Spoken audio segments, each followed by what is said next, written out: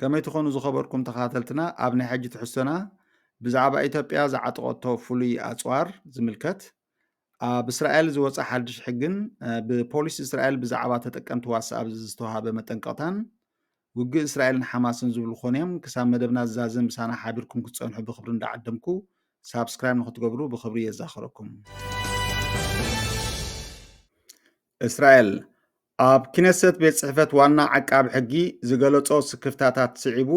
ንመጥቃዕቲ ግብረ ሽበራ ዝጽውዕ ወይ ዝንእድ ግብረ ሽበራዊ ተግባራት ዘተባብዕ ብሽበራውያን ትካላት ዝሕተሙ ወይ ዝዝርግሑ መራኸቢ ብዙሓን ምርኣይ ወይ ምክትታል ዝኽልክል ረቂቕ ሕጊ ቀሪቡ ከም ዘሎ ተገሊጹ። እቲ ሕጊ ብተወሳኺ ሓደ ውልቀ ሰብ ነቲ ዝቐረበ ሕጊ ጥሒሱ ክበሃል ናይ ግድን እቲ ግብረ ሽበራዊ ትሕዝቶ ብቐጻልን ስርዓታውን ኣገባብ ከም ዝተጠቕመሉ ክረጋገጽ ክኽእል ኣለዎ። እዚ ሕጊ ንዝጥሕስ ሰብ ናይ 1 ዓመት ማእሰርቲ ዝድንግግ እዩ። እቲ ሕጊ ከምዚ ዓይነት ትሕዝቶ ብዘይ መደብ ወይ ብኣጋጣሚ ዝዕዘብ ሰብ ወይ ብሕጋዊ ምኽንያት ከም ሓበሬታ ነህዝቢ ምሃብ መጽናዕቲ ምግባር ወይ ንምክልኻል መጥቃዕቲ ግብረ ሽበራ ዝዕዘብ ሰብ ተግባራዊ ኣይከውን እዩ። እቲ ሕጊ ን2 ዓመት ዝጸንዕ ኮይኑ ድሕሪኡ ክሕደስ ከም ዝኽእል ዘ ታይምስ እስራኤል ሓቢራ። ማሕበር ሲቪላዊ መሰላት እስራኤል ነቲ ሕጊ ትሕዝቶ ናይቲ ሕጊ ፀረ ዲሞክራሲያዊ ክብል ብትሪ ብምንቃፍ እዚ ድማ ንሰባት ብተግባራቶም ዘይኮነስ ብኣብ ውሽጢ ርእሶም ዝካየድ ሓሳብ መሰረት ዝቐፅዕ ናይ ሓሳብ ፖሊስ ክፈጥር ከም ዝኽእል ገሊጹ። ካብ እስራኤል ከይወፃና ኣብ እስራኤል ትነብሩ ነዛ ዝስዕብ ብፖሊስ ዝተዋህበት መጠንቀቕታ ንቐርብ። ፖሊስን ሃገራዊ ዳይሬክቶሬት ሳይበርን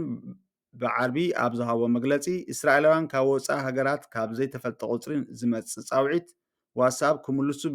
ከም ዘይብሎም ብምግላጽ ኣካል ፈተነ ምጥፋእን ቴሌፎን ክኾኑ ከም ዝኽእሉ ኣጠንቂቖም። ፖሊስ እቲ ቴሌፎናት እስራኤላውያን ዘዕለቐ ፃውዒት ንእስራኤላውያን ስንባደ ንምፍጣርን ንምግፋዕን ዝተዳለዉ ምዃኑ ብምግላጽ ናይ ዋትስኣፕ ኣካውንቶም ንምጥላፍ ዝግበር ፈተነውን ክኾን ከም ዝኽእል ኣጠንቂቑ። ብውሕዱ ገለ ካብቲ ብቪድዮ ፃውዒት እውን ዘጠቓልል ፃውዒት ካብ ቁፅሪ ቴሌፎን ኣሜሪካ ዝመፀ እዩ። ከይትምልስሎም ተመሊስኩም ከይድውሎም ንመክር ይብል ፖሊስ። ዳይሬክቶሬት ሳይበር ፃውዒት ምምላስ ቴሌፎን ናይ ምጥፋእ ወይ ምጉዳእ ከም ዘየስዕብ ኣመልኪቱ ኣሎ።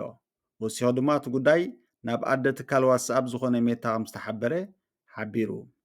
ሰብ መዚ ተጠቀምቲ ዋትስኣፕ ካብ ዘይፈልጥዎ ቁፅሪታት ንዝመፅእ ፃውዒት ስቕ ክብሉ ነቲ ፃውዒት ዝገብሩ ቁፅርታት ክዓግቱን ክሕብሩን ከምኡውን ካብ ዘይተፈልጡ ቁፅርታት ዝለኣኹ መላግቦ ወይ ከዓ ሊንክስ ካብ ምጥዋቅ ክቁጠቡን ቅጥዕታት ብሕታውነቶም ክቐምጡን ሓቲቶም። ሓማስ ኣብ ደቡብ እስራኤል ብዘካየዶ መጥቃዕቲ ዝተበገሰ ኩናት ብርክት ዝበላ ኩባንያታት እስራኤል ናይ ሳበር መጥቃዕቲ ኣጋጢሞም ከም ዘሎ ብተወሳኺ ተሓቢሩ።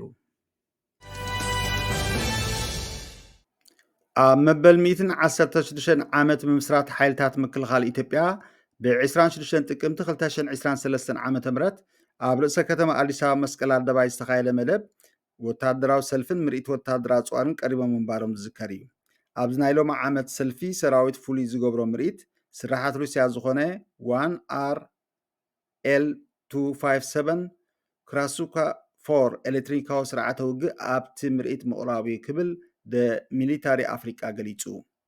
ኤሌክትሮኒካዊ ውግእ ኣገዳሲ ግን ከዓ ዘይረአ ክፋል ዘመናዊ ውግእ ዝበለተ ሓበሬታ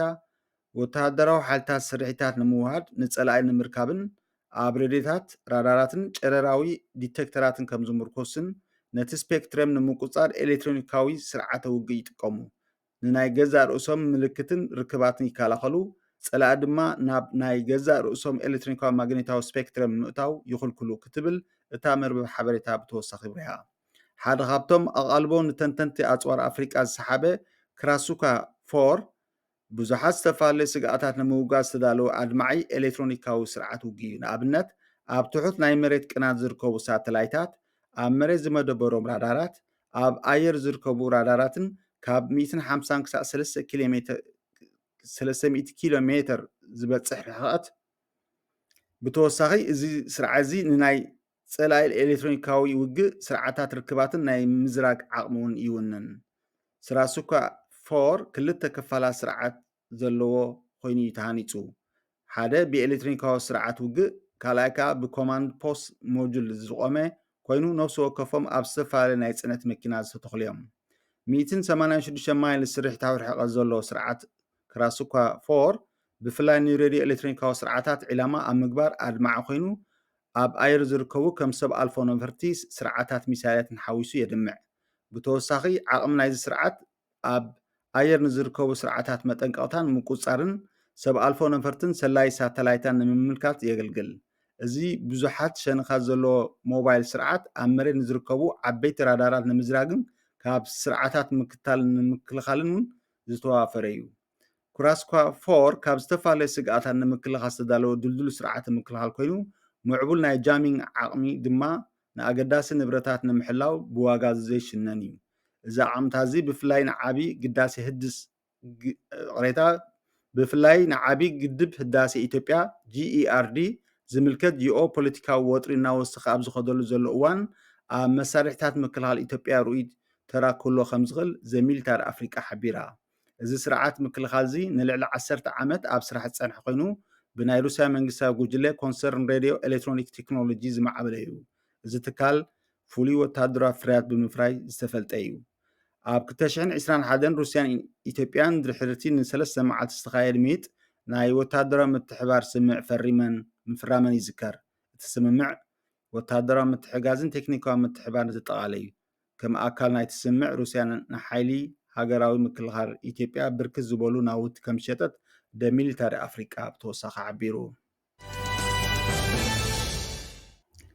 ሚኒስትሪ ጉዳያት ወፃኢ ኣሜሪካ ኣንቶኒ ብሊንከን እስራኤል ኣንጻር ሓማስ እትገብሮ ኩናት ኣብ ዝሕየለትሉ እዋን ኣብ ጋዛ ንሲቪልያን ፍልስጤማውያን ሰብኣዊ ኩነታት ንምምሕያሽ ቁልጡፍ ስጉምቲ እንተዘይወሲዳ ኣብ መወዳእታ ናይ ሰላም ተኽእሎ ኣብ ሓደጋ ክወድቕ ከም ዝኽእል ብዓርቢ ኣጠንቂቑ እስራኤል ኣብቲ ግዝኣት ንዝካየድ ወታደራዊ ስርሒታት ደው ከተብል ኣብ ዘቕረቦ ፃውዒት ቅፅበታውን ወሰኺ ሓገዝ ንኽፍቀድን እዚ ሕጂ ዘሎ ኩነታት ንፍልስጤማውያን ናብ ዝያዳ ኣኽራርነት ክድርኾምን ነቲ ግጭት ንምቁራፅ ኣብ መወዳእታ ዝኾነ ይኹን ዳግማይ ዝርብ ሰላም ክጅመር ዝኽእል ተስፋታት መገዲ ከብቅዕ ከም ዝኽእል ገሊጹ ዋላ እውን እቲ ብሓማስ ጅሆታት ከይተፈትሑ ግዝያዊ ዕረፍቲ ክግበር ዝቐረበ ፃውዒት ብቀዳማይ ሚኒስትር ቤንያሚን ኔታንያሁ ብቕፅበት ተነፂጉ ኣሎ እሱ እስራኤል ብምሉእ ሓይላ ንቅድሚት ክትከይድ እያ ድማ ኢሉ እቲ ውግእ ዞባዊ መልክዕ ንክሒዝ ኣብ ዝፍራሓሉ ዘሎ ግዜ መራሒ ህዝቢላ ሓሰን ናስሩላህ ኣብ ዝገበሮ ህዝባዊ መደረ ሚሊሽኡ ካብ ኩናት እስራኤልን ሓማስን ክወፁ ኣሜሪካ ብዝሃበቶ መጠንቀቕታ ከም ዘይተዓግተ እኳ ደኣ እንተገለፀ ህዝቢላህ ሙሉእ ብምሉእ ኣብቲ ኩናት ከም ዝሳተፍ ግን ካብ ምእዋጅ ተቆጢቡ ኣሎ ብመሰረት ስምዕ ኣብ መንጎ ሓማስ ኣሜሪካ ግብፂ እስራኤልን ቀጠርን ኣስታሽሕን ሚእትን ሰባት ኣማኢት ናይ ወፃኢ ፓስፖርት ዘለዎምን ዓሰርተታት ዝቆሰሉ ፍልስጤማውያን ዝርከቦም ኣብ ዝሓለፈ መዓልታት ብመሳገድ ራፋሕ ኣቢሎም ካብ ውሽጢ መጥቃዛ ወፂኦም ኣለዉ ኣብ ኩናት እስራኤልን ሓማስን ዝሞቱ ፍልስጤማውያን 9227 ከም ዝበፅሐ ብሓማስ ዝመሓደር ሚኒስትሪ ጥዕና ቃዛ ሓቢሩ ኣብቲ ዝተጎበጠ ምዕራባ ገማግም ባሕሪ ልዕሊ 140 ፍልስጤማውያን ብእስራኤል ከም ተቆትሉን ተፈሊጡ ኣሎ ኣብ እስራኤል ልዕሊ 1400 ሰባት ክመቱ ከለዉ መብዛሕትኦም ድማ በቲ ነቲ ውግእ ዝጀመረ መጥቃዕቲ ሓማስ ብ7 ጥቅምቲ ዝሞቱ እዮም ስለምክታልኩም ብልብነ መስግን ሳብስክራይብ ንኽትገብሩ እናዘኻኽርና ንሕጂ ዝበልናዮ መደብ ኣብዚ ንዛዝም ኣብ ዝቕፅል መደብና ክሳብ ንራኸብ ሰሰናየ ንምነየልኩም